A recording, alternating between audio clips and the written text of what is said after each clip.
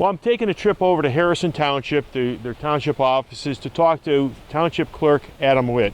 And this is part of our series of putting together things to unmask behind the scenes what elections are all about and how the process works so that you can feel more comfortable about your elections. Come on inside. Adam, thanks for meeting with me.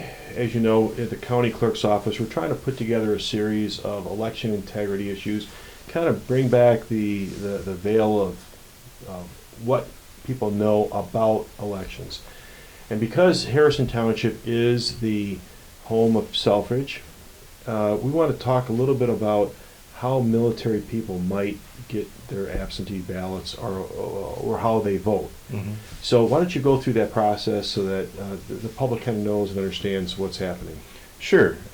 Recently we passed our 45-day deadline, which is when we have to provide ballots to military and overseas voters. Because they are serving in the armed forces or are citizens overseas, they have a different opportunity to receive an absentee ballot. They can fill out a form and receive a ballot by email.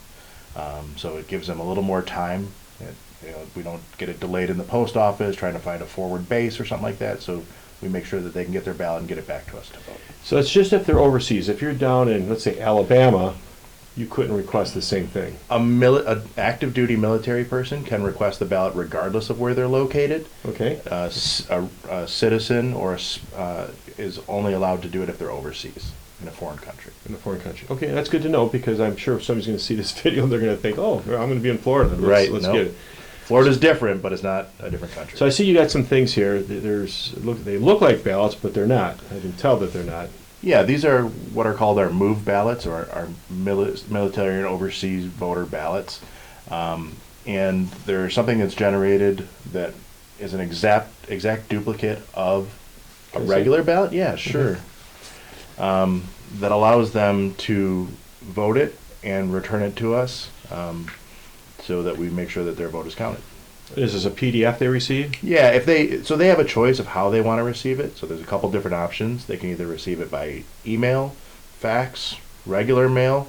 That's their choice based on where they are and their likelihood of being able to receive something. So let me play the skeptic here for a second. I get this as a PDF. Mm-hmm. I can print out probably 30 of these, right? Hand them out to my friends or just fill them in and send them in to you, right? And then you count them all? No, you give me 1,000 and I'm not going to count them because they all have to tie back to an individual voter. When we create a list of who we sent them out, every time they come back, it has to tie to that specific voter. So if I got 20 that didn't tie to anybody, I discard those. Those are not counted. Only the one that ties to the voter that requested it. Do you ever get those? People send them in? And never received one like that. Okay, good. So that's good to know. So as I go through these pages, I notice that there's things on the ballot, the different proposals, and then there's a voter certificate 5 pages in. Yes. Tell me about this. So the voter certificate basically is them affirming that they are who they say they are, that they meet all the standards to vote under a MOVE ballot, and it also acknowledges that because this is a ballot that can't be run through the tabulator, they know that somebody's going to duplicate it and create another ballot that can actually be run through a tabulator. So we're going to talk a little bit about that. So you get this, it's signed. How do you confirm that that's the right person that sent this in? We check their signature and we verify that. So the signature on here, yeah. You're going to check it where? Against our qualified voter file, which is everyone's signature that is a registered voter. It's a digital signature? It is a digital signature captured by the Secretary of State. So we look at that and we confirm it. If there's any doubt, we reach out to that voter and say, hey, maybe we need to update a signature or we have a bad signature on file, but we won't count it until that signature matches. Okay, all right, good. So there's another check and balance there. Now, you receive it. What's the process once you receive this? Because obviously you cannot put this through a tabulator. Correct. So they're stored until Election Day when our absentee counting board starts their work. At that point, our absentee counting board, working in teams of bipartisan members, so we'll have a Republican and a Democrat working on it, they will go through a process of duplicating this ballot so that the marks that a voter makes are what is recorded on an actual ballot, and they go through a process of one person reading it and the other person recording it, and then double check and make sure that each other saw that, you know, did They say it the same way, they didn't transpose a name and they're checking each other. Yep. Okay, so there's one of the checks, and then of course it goes on a regular tabulator sheet, and that tabulator then runs through the absentee ballot system. Goes through our normal tabulator process for absentee counting.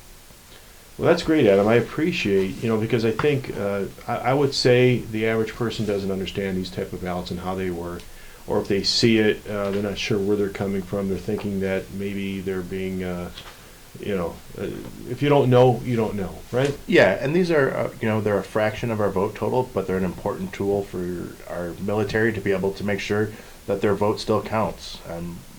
So if you're in the military, you should be voting. There's no excuse not to. This goes through your military email, right? And Correct.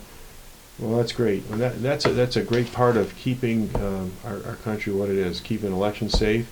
And you're an integral part. The local clerks are an important part of making this happen. Yeah, and I think another important thing for our military members to know is even if you're not registered, you can register through a federal write-in absentee ballot, which allows you to register and get your ballot in right away. So there is no reason that you can't vote if you're deployed someplace. Adam, I appreciate everything you're doing. Always a pleasure. All right.